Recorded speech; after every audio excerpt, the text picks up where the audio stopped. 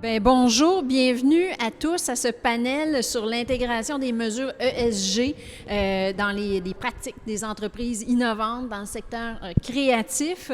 C'est vraiment un grand plaisir pour moi d'être ici dans un cadre aussi stimulant, inspirant et accompagné de trois panélistes chevronnés. On va avoir des discussions vraiment concrètes sur les façons de propulser les valeurs environnementales, sociales, éthiques au cœur des entreprises créatives. Je suis pas mal convaincue que les propos des panélistes vont vraiment éveiller les consciences et puis stimuler, inspirer la relève. Donc, sans plus attendre, je vous les présente. Ici, j'ai Annie Gérin, qui est doyenne de la Faculté des beaux-arts de l'Université Concordia. Annie est titulaire d'un doctorat en histoire de l'art et en études culturelles. C'est une grande spécialiste en art canadien et soviétique du 20e, du 21e siècle, et oui, elle parle couramment russe. J'ai ensuite Lotfi tout au bout, Lotfi El Gandouri, qui est fondateur et directeur général de Yiki. Ça, c'est un dérivé du mandarin qui veut dire « ensemble ». Et cette entreprise-là a été fondée, l'idée est lui venue à la suite des attentats, tristes attentats de la mosquée de Québec. Et son but, c'était de rendre accessible à tous le lancement de campagnes vidéo collaboratives pour amplifier des histoires positives dans la société. En fin de compte, on a aussi... Excusez-moi, Frédéric Rebet, qui est attaché culturel, consulat général de France à Québec. Cette année, particulièrement dans le cadre de l'année de l'innovation franco-québécoise, il accompagne les start-up, les jeunes pousses des industries culturelles et créatives. Donc, on est vraiment dans son domaine. On peut lancer, maintenant que les présentations sont faites, on peut se lancer dans le vif du sujet. Je brise la glace avec une première question d'ouverture où chacun va avoir un peu le temps d'exprimer sa vision. Quelle est selon vous, comment les industries créatives, culturelles peuvent être utilisées pour encourager les entreprises à s'engager dans la société, dans l'environnement? Annie, je vous laisse briser la glace. Parfait, merci beaucoup, puis merci de l'invitation. C'est un plaisir d'être ici avec vous. La culture a beaucoup de rôles à jouer dans les ESG, tant pour démystifier ou vulgariser. Par la culture, on arrive à faire passer toutes sortes de messages, à montrer l'invisible. Donc ça, on le comprend très bien. Mais il y a aussi un rôle particulier que les créateurs ou les artistes jouent en posant les bonnes questions, en poussant en fait les réflexions. On le voit de façon concrète, par exemple, quand des artistes sont invités dans les conversations sur l'intelligence artificielle. C'est le côté éthique qui va en ressortir ou le côté d'impact social qui va être mis de l'avant. On le voit aussi beaucoup dans les questions, les débats sur la santé, sur les nouvelles pratiques en santé. Quand on invite des artistes, là, tout d'un coup, on se met à parler justement des relations sociales qui se tissent dans les milieux de santé ou comment les personnes vieillissantes se perçoivent eux-mêmes. Donc, il y a toutes sortes de niveaux là, de conversation que les industries culturelles, mais aussi que les créateurs peuvent amener dans les discussions sur la technologie ou sur l'économie. D'accord. Frédéric, en quelques mots, si on met la table, quelle est votre vision sur la façon dont les entreprises culturelles, créatives peuvent faire changer la société? Oui, merci. Je suis ravi d'être là avec vous et à l'initiative de Zoo, avec lequel on a déjà beaucoup de collaboration entre la France et le Québec. Donc c'est déjà une première réponse, vous le verrez. Alors tout à l'heure, Dimitri, en introduction, a parlé des conseils de son père. Moi, je vous parlais de mon grand-père, qui s'appelait Joseph, et qui était horticulteur. Il cultivait aussi des arbres, il faisait pousser des arbres, des fleurs. Et un jour, on marchait dans une forêt, et il me dit, Frédéric, est-ce que tu sais quel est le meilleur moment pour planter un arbre? Je réfléchis aux saisons, il me dit, c'était il y a 20 ans. Et sais-tu quel est le deuxième meilleur moment? Il me dit, c'est maintenant. Donc on est un peu là aujourd'hui, c'est-à-dire qu'on a peut-être raté des rendez-vous, puisque si aujourd'hui on parle de tous ces problèmes de responsabilité, et au premier rang desquels maintenant, parce que d'autres ont déjà avancé la responsabilité écologique, ça veut dire que certes on a perdu du temps, mais il est possible de redémarrer aujourd'hui.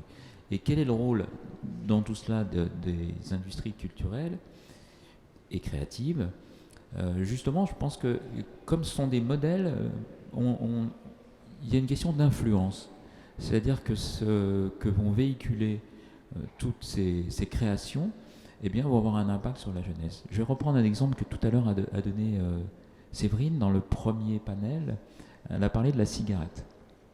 En fait, pourquoi beaucoup d'entre nous ou nos parents ont fumé pas mal à une période?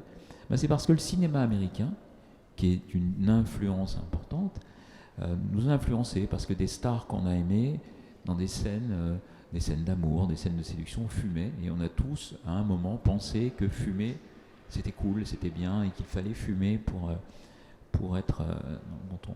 Et puis ensuite, en particulier Hollywood, mais même les différents engagements, y compris la publicité, on dit non, faut plus fumer, c'est pas bon pour la santé, c'est pas bon pour l'environnement, c'est mauvais pour plein de choses. Donc on a arrêté. Aujourd'hui, on voit très peu de gens fumer, et finalement, on voit aussi, bien sûr pour des questions de santé, mais aussi des questions de société, d'environnement, que fumer finalement, c'est plus très cool. Donc c'était juste pour illustrer quelle influence avoir, de se dire, on a une responsabilité aussi quand on est dans une industrie créative, donc ça veut dire qu'on va être très visible du public par rapport à des industries qui sont beaucoup plus cachées. Par exemple, on va prendre le métro, qui est caché parce qu'il est sous la terre. Dans ces industries-là, c'est visible. Donc cette volonté d'influence, de se rendre compte qu'on a une conscience d'influence, et que je pense que la personnalité des créateurs va aussi influencer le public, les entreprises, les investisseurs. Donc, les choix ne sont pas neutres. Lotfi, si on vous demande la même chose, quelle est votre vision? Quel est le rôle que les entreprises culturelles et créatives peuvent jouer pour faire avancer la société? Pour moi, c'est un rôle d'inspiration, de nous amener en réalité le futur dans le présent, dans l'expérimentation dans le présent.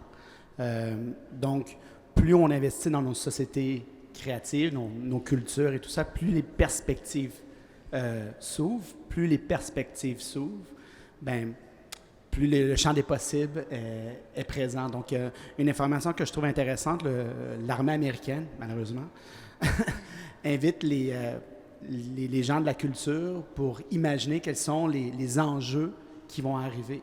Donc, à partir de leur créativité, à partir de comment les gens du cinéma ou des arts imaginent ce futur, ça les aide à prévoir des actions qu'ils vont prendre. Donc, plus on va prendre en compte nos créateurs, plus qu'on va ouvrir nos perspectives, plus les possibilités vont être présentes. Je me demande quels sont, au sein même des entreprises créatives, d'innovation culturelle, quels sont les freins à l'innovation, à l'inclusion, etc., à la diversité? Où sont les barrières? Je vais peut-être tourner ça d'un autre côté. C'est pas pour pas parler des barrières, mais plutôt des forces vives. Ce que je vois, moi, dans le milieu de l'éducation, c'est que les jeunes, la relève, en fait, qui sont, eux, confrontés à beaucoup d'enjeux, autant écologiques que sociaux. Ça fait partie vraiment de leurs préoccupations premières. Eux nous demandent des solutions et trouvent eux-mêmes des solutions. Donc, si je regarde 30 ans de carrière dans le milieu de l'éducation, les questions que les gens à la maîtrise, les doctorants ou les créateurs se posaient, les projets sur lesquels ils voulaient travailler, ont beaucoup évolué. En ce moment, on a beaucoup de jeunes qui veulent travailler spécifiquement sur l'éco-responsabilité ou sur la responsabilité sociale. Et c'est même plus dans le théorique, là, ils nous demandent de transformer nos pratiques. Donc, ils nous demandent de transformer nos laboratoires. Ils nous demandent, ils organisent eux-mêmes des façons là, de faire de l'économie circulaire pour réutiliser les matériaux, tant technologiques que le bois, le métal et le reste. Ils sont en train, en fait, de s'approprier nos campus un petit peu comme des labs vivants. Donc, pour eux, c'est vraiment du concret. Alors, pour des employeurs, pour les jeunes pousses, c'est vraiment important de comprendre que ces jeunes-là, cette relève-là, c'est leurs collègues de demain, c'est leurs employés de demain, mais c'est aussi leurs clients de demain. C'est absolument essentiel de s'engager parce que cette génération-là, elle est déjà engagée et elle pousse les solutions. Parfait. Frédéric, là-dessus? Oui, je reprends effectivement sur l'éducation et puis de ce que nous apportent les nouvelles générations. Ça modifie complètement notre manière de gouverner, de la gouvernance, de diriger une entreprise. On avait souvent le sentiment qu'un leader créatif propulsait un peu son entreprise. En fait, les choses ont changé. Je vais vous citer quelqu'un qui s'appelle Ken Robinson, qui travaillait sur l'éducation en Angleterre, et c'est la première personne qui a amené l'art au sein de l'éducation générale, en disant mais finalement l'art peut nous apporter quelque chose, un peu ce que tu viens d'expliquer. Et il disait le rôle d'un leader créatif aujourd'hui, c'est plus d'avoir toutes les idées, c'est que tout le monde puisse avoir la sensation que leurs idées puissent être amenées et qu'elles sont valides, qu'elles seront validées. C'est-à-dire qu'ils n'ont pas besoin d'être confrontés à une structure hiérarchique, mais ce qu'ils peuvent apporter va être créatif. Et c'est un changement de paradigme, et ça veut dire que cette nouvelle génération, qui elle est très sensibilisée à tout cela, pour toutes les raisons que l'on connaît, eh bien ils vont pouvoir amorcer le changement. Et donc ça veut dire que maintenant la gouvernance n'est pas là que pour gouverner, mais doit être aussi à l'écoute. Pour moi c'est la première qualité, savoir écouter. On parle beaucoup, mais on écoute peu. Et donc d'intégrer tout cela. Lutfi, est-ce qu'il y a des barrières où on est déjà rendu ailleurs? Comment on passe par-dessus ces préjugés-là, peut-être qui existent encore dans l'industrie? Je crois que oui, il y a deux barrières. L'une, c'est le confort, et la deuxième, c'est des préjugés. Donc, au niveau des préjugés, on a tous des préjugés. Dès qu'on regarde quelqu'un, on a déjà fait une image de cette personne en moins de 10 secondes. Donc, maintenant, rajoutons d'autres éléments de diversité ou de composantes, que ça amène à ce blocage. Donc, ce serait important de laisser ce discours intérieur un peu de côté, au lieu de penser que la personne ne sait pas, elle le sait peut-être. Est-ce que cette personne-là ne parle pas français? Bien, partir qu'elle parle français. Donc, il y a différents éléments autour de ça, comme par exemple, si je m'appelais Jean-François Tremblay, bien, on va penser que je viens de Québec, mais si je m'appelle Abdelrahman Barzak Melhaoui, on ne va peut-être pas penser que je viens de Québec, mais oui, mais je peux peut-être venir de Québec. Donc, il y a ces éléments comme ça. Puis de l'autre côté, c'est l'élément confort. Beaucoup d'entreprises, puis même dans les startups, on ne veut pas tuer notre vache à lait, parce que c'est qu'est-ce qui nous donne à manger maintenant. Mais parfois, il faut tuer la vache à lait pour pouvoir voir d'autres choses. Donc, c'est important de voir les organisations comme des prototypes infinis. Et si on voit nos organisations comme des prototypes infinis, bien, on peut être ouvert à autre chose. Et c'est cet élément-là qu'il faut rester. Donc, provoquer des perspectives, puis de regarder, d'être un prototype infini, permettrait d'enlever des préjugés, puis d'aller dans notre zone de découverte. Mm-hmm. Et comment on fait concrètement pour stimuler justement, faire tomber les préjugés, sortir de notre zone de confort et puis arriver avec de l'innovation durable? Ça prend beaucoup d'écoute, mes collègues l'ont dit, mais ça prend aussi un peu moi, j'aime beaucoup provoquer les chocs de culture, en fait. Mm-hmm. Donc, d'amener ensemble dans un lab, dans des équipes, des gens là, qui viennent vraiment de plusieurs horizons. Encore là, dans mon expérience de prof, c'est ce qu'on voit, les étudiants, leur job pendant qu'ils sont aux études, c'est d'ouvrir leur perspective puis d'être confrontés à des gens différents qui arrivent de cultures différentes avec des bagages de savoirs différents. Et c'est dans ces moments-là où on arrive vraiment avec des solutions. Donc, c'est plus de créer les conditions, en fait, d'exploration ou d'innovation plutôt que d'arriver avec un projet qu'on essaye de pousser. Hein? Donc, c'est vraiment une attitude d'ouverture. D'avoir un terreau fertile. Oui, oui. Okay. Et ce terreau-là fertile, comment on le met en place? Je pense que c'est aussi, comme vous venez de l'expliquer, une question d'intention. C'est-à-dire que souvent on est dans les actes, mais il y a aussi les intentions, c'est-à-dire d'insuffler quelque chose. Hein. Je parlais tout à l'heure d'avoir une culture d'entreprise, mais aussi une ouverture à une forme de mixité, c'est-à-dire une mixité générale, évidemment, une pyramide des âges qui est assez brassée, et de se rendre compte que les expériences des autres, les uns, peuvent faire bouger. Et il y a une expression qui est souvent traduite à tort. On dit, je ne sais pas si vous avez ça au Québec, il y a péril en la demeure. Quand on dit il y a péril dans la demeure, on a l'impression qu'il y a un péril dans la maison. En fait, non. Il y a péril dans le fait de demeurer, c'est-à-dire de ne pas bouger, d'être statique. Et donc, en fait, c'est la souplesse, c'est la mobilité qui va faire changer les choses. J'ai une petite anecdote. Quand j'étais plus jeune, on avait créé une start-up qui s'appelait Naïf, qui est devenue une grande entreprise. Et on avait changé beaucoup de choses, les contrats, etc. Et j'avais mis en place dans les contrats de travail l'autorisation de faire la sieste. Vous allez me dire quel est le rapport avec la sieste? Ben oui, la sieste, finalement, elle pollue peu, puisque quand on dort, finalement, on produit peu, on se tait. Mais au-delà de ça, c'était un confort de vie, parce que quand on est dans des entreprises, et je le vois chez Zoo, que je vois les équipes qui travaillent, c'est un tel volume que finalement faire la sieste c'était intéressant, et de dire quelque chose qui est finalement interdit dans nos cultures.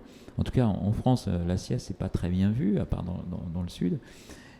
Mais de le mettre dans les contrats, c'est quelque chose qui n'est pas normalement permis, mais on l'a fait pour inciter les gens. Et pour donner l'exemple, on avait un rôle comme ça, de temps en temps, je faisais une petite sieste pour inciter tout le monde à faire la sieste. Donc ça, c'est un détail, évidemment.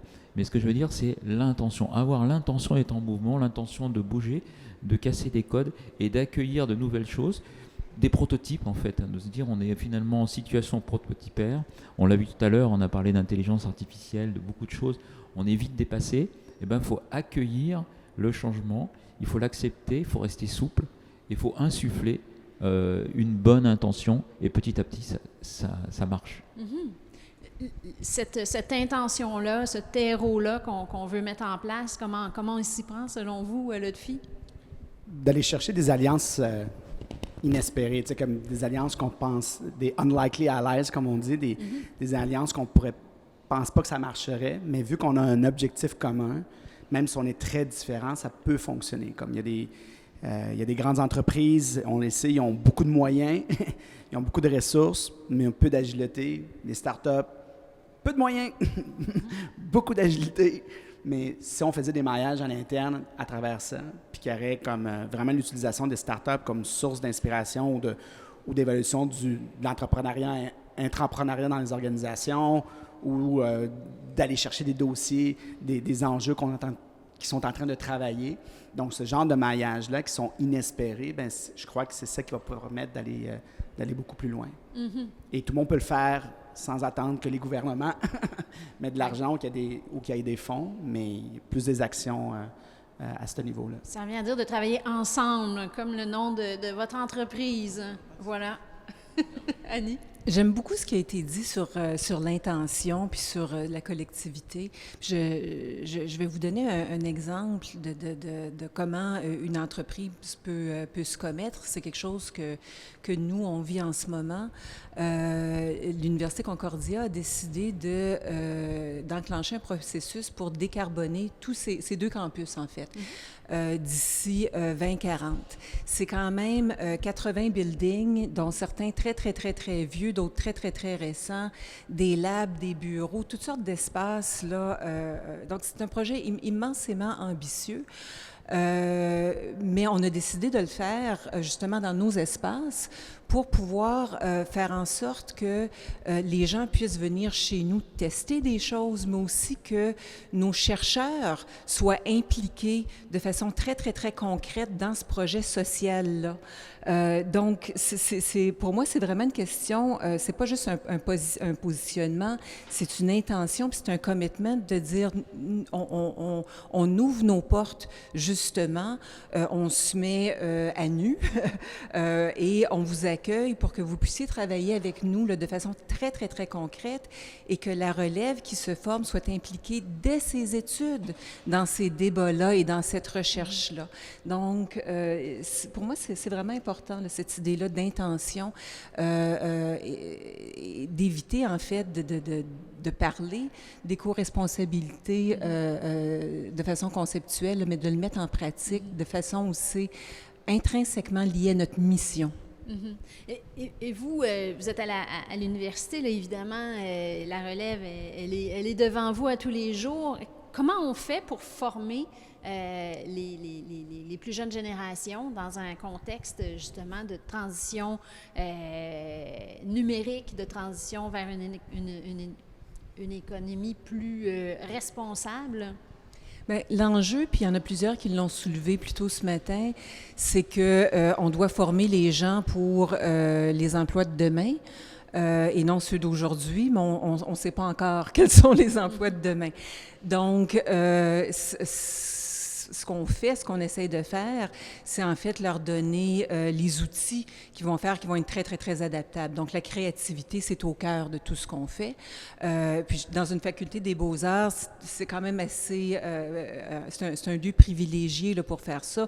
Nos étudiants sont créatifs, ils ont cette capacité-là déjà de faire des connexions qui sont peut-être pas évidentes pour tout le monde.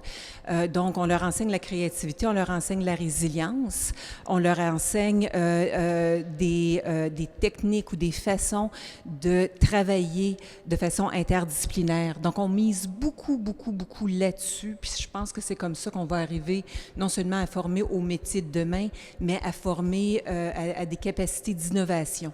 Mm-hmm. D'accord. Il y a peut-être des gens qui se disent « Ah oui, d'accord, c'est bien d'aller d'avoir des belles valeurs d'environnement social, tout ça, mais... ça coûte cher. Est-ce que c'est vrai? Est-ce qu'au contraire, c'est rentable, le DEFI? Qu'est-ce que ça donne? Quelle est votre perception là-dessus? Bien, je dirais, premièrement, il y a une donnée intéressante. 3 consommateurs sur 4, si leur marque préférée disparaissent demain, c'est pas grave. 70% des consommateurs disent que s'ils avaient un même produit, mais qui avait un impact positif dans la société, ils seraient prêts à aller vers ce produit, puis même seraient prêts à payer plus cher. Donc, l'intégration des objectifs de développement durable, c'est plus un choix, c'est une nécessité, puis ça doit être au cœur même. C'est pas une responsabilité sociale d'entreprise.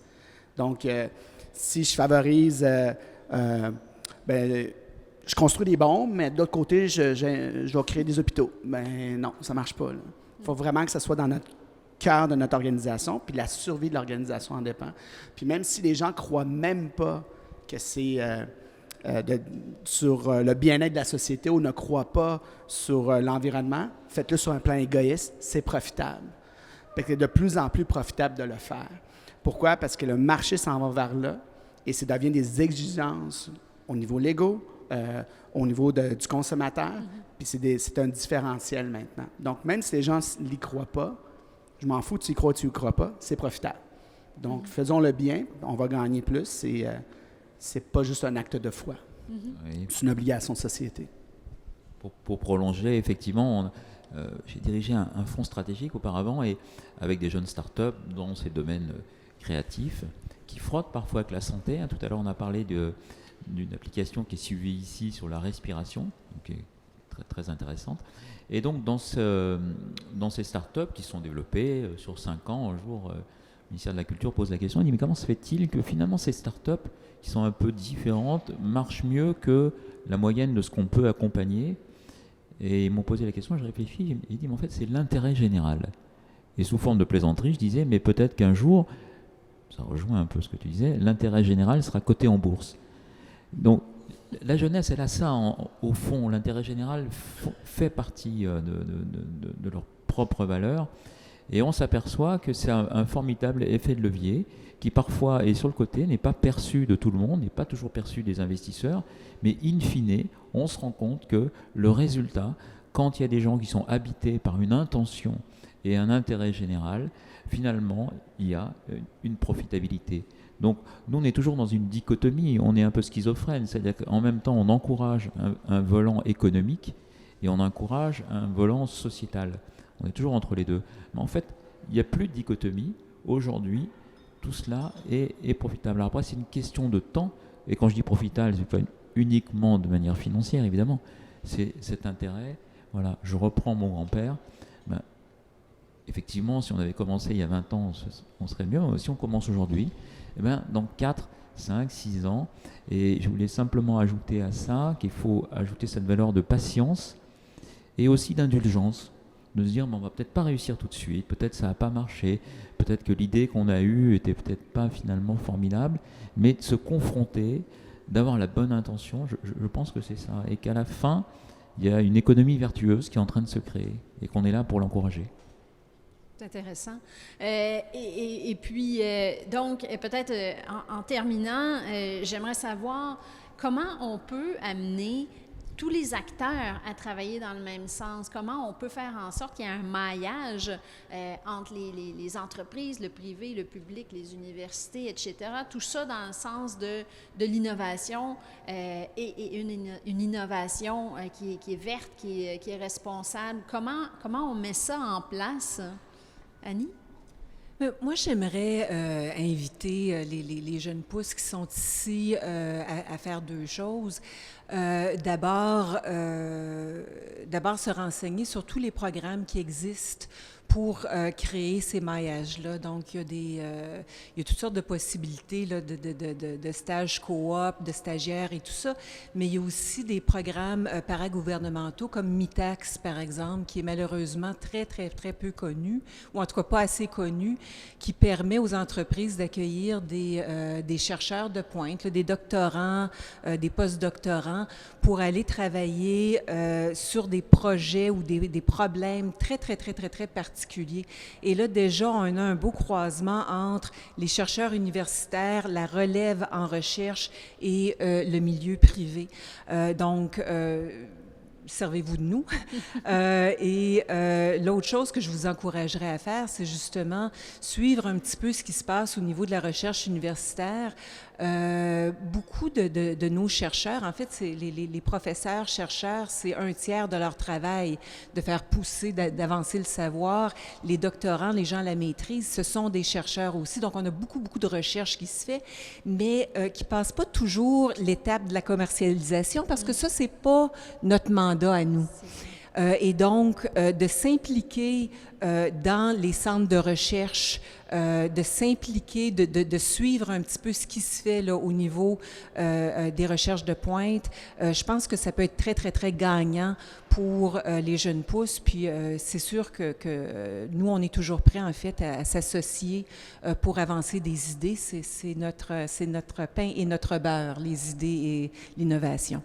Ben oui, la recherche, il faut la faire sortir, la faire fleurir, et c'est ce pas-là entre les universités puis le privé qui est bien important. Frédéric, vous avez un pied en France, un pied au Québec. Quand on parle de maillage, qu'est-ce que ça veut dire pour vous? Je dirais qu'avec le Québec, c'est un des rares endroits au monde où je trouve qu'on partage autant de valeurs communes. Au-delà, bien sûr, de la francophonie, mais toutes les valeurs sociétales. Et puis, on apprend beaucoup des uns des autres. Moi, j'ai vu, par exemple, qu'au Québec, vous avez été bien plus en avance qu'a pu l'être la France sur l'égalité femmes-hommes. La France, qui a été confrontée à l'époque, quand il y a eu ce premier rapport, qui était le rapport Meadows de 1972, il y a eu plein de mesures qui ont été prises parce qu'on n'avait pas de ressources particulières, on n'avait pas la richesse du bassin hydroélectrique qu'il y a au Québec, donc on a dû trouver des solutions. Et à l'époque, on disait, en France, on n'a pas de pétrole, mais on a des idées. Alors les idées étaient assez modestes, puisque finalement, on baissait la température dans les appartements. Si vous regardez des publicités ou des films français des années 70, vous verrez tout le monde en pull, alors qu'après, on les a revus en t-shirt. Et donc, cette coopération franco-québécoise, je trouve, pour moi, elle a un vrai maillage. On partage ses valeurs, on échange, on se découvre les uns les autres, on s'encourage, on fait des projets communs, on crée de la mobilité, et ça, c'est très intéressant. Et je pense que c'est en s'observant, c'est-à-dire en s'écoutant les uns les autres, avec beaucoup d'humilité. Moi, j'apprends beaucoup des relations qu'on a. Je citais ces prémices qu'on a créées ensemble avec Zou. Je vois que c'est très fructueux. Je vois qu'il y a, là, aujourd'hui, il y a Nantes, qui est une Française qui se déplace, avec monsieur Francky Trichet qui est là, des jeunes startups qui ont bougé d'un côté et de l'autre. Et c'est ça qui crée de l'excitation. Hein, je passe au stade supérieur, on s'encourage, on est excité par les projets. Et, ça, et pour terminer là-dessus, je voudrais citer encore une autrice qui est franco-canadienne, donc ça tombe bien, qui est Nancy Houston, qui disait « La magie n'est pas en nous, la magie n'est pas dans les autres, la magie est dans ce qui se passe entre nous. » Et c'est ça, et c'est cette dynamique faut-il encore que l'on partage ces valeurs, ou si on ne partage pas de valeurs, qu'on ait au moins l'envie, qu'on ait envie d'être étonné, qu'on soit curieux les uns des autres, et ensuite la spirale vertueuse est lancée. Et on ne sait plus où on s'arrête après, une fois qu'on est parti dans la spirale. Bon, alors je pense qu'on a beaucoup à apprendre les uns des autres. Lotfi, sur ce maillage-là, puis la façon de le stimuler entre entrepreneurs puis grandes entreprises, vous aviez commencé à nous en glisser un mot, mais comment on stimule ça davantage? Bien, souvent, quand on développe un produit ou un service, c'est toujours dans l'état de la lumière de qu'est-ce qu'on amène. Il faut aussi penser dans l'état de le côté sombre qu'on va amener dans la société. Pourquoi que je dis ça? C'est que maintenant, on parle beaucoup d'économie circulaire des produits physiques, de dire on doit recycler, tout ça, mais qu'est-ce qui se passe sur les relations humaines et sur l'impact sur la santé mentale, interrelationnelle par rapport à ça?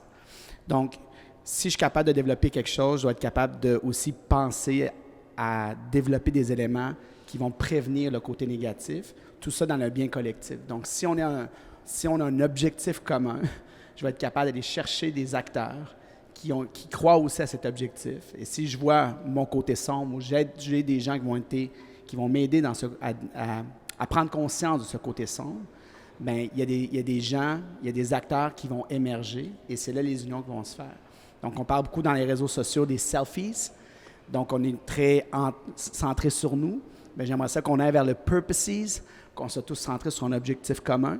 Et là, de laisser émerger les acteurs qui vont arriver. Donc, plus de mettre une problématique qui rejoint les gens, au lieu de seulement de parler d'un produit ou d'une action. Donc, comment cela sert la société. Et dès que ça sert la société, les gens vont se mobiliser automatiquement. On a parlé tout à l'heure d'un enjeu de société sur la santé mentale des réseaux sociaux. Et directement, il y a eu énormément de pistes qui ont été données par rapport à ça, des gens qui travaillent sur ça. Donc, rendons visibles les enjeux de qu'est-ce qui ne nous laisse pas dormir la nuit comme entrepreneur ou comme organisation, qu'est-ce qui vous empêche de dormir. Moi, c'est ce qui utilise ma plateforme d'une façon négative. Pour les pédophiles, pour la guerre, pour tout ça. Donc, comment je peux m'assurer de prévenir ça? Si je parle de mes enjeux, les gens vont se mobiliser et c'est ça qui se passe actuellement. Donc, parlez de vos enjeux pour mobiliser les actions positives. Bien, je trouve que votre message est très porteur. Je retiens que si on sort de notre cocon, de notre individualité, puis qu'on se met en commun, qu'on vise un objectif collectif, bien, le choc des idées peut être très prolifique et j'ai l'impression que ça peut déboucher sur des projets vraiment extraordinaires, de l'innovation, de la créativité.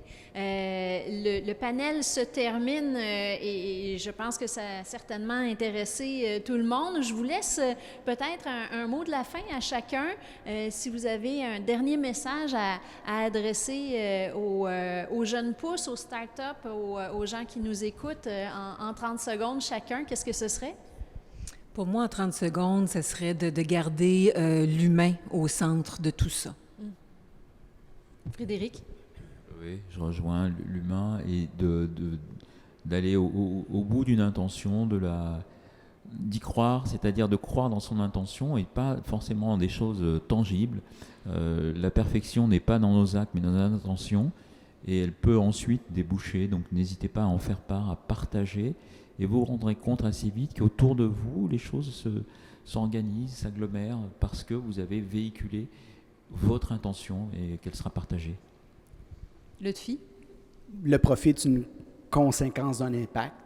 Donc, si vous avez un impact positif, si on a un impact positif dans la société, normalement, ben, ça devrait arriver. Donc, on ne devrait pas aller rechercher le profit, on devrait rechercher l'impact, puisque le profit, c'est juste une conséquence qui va arriver. Et j'inviterai les investisseurs et les acteurs à se mobiliser autour de cet impact-là pour qu'on puisse réellement bouger les choses et non de faire les choses de la même façon comme on fait d'habitude.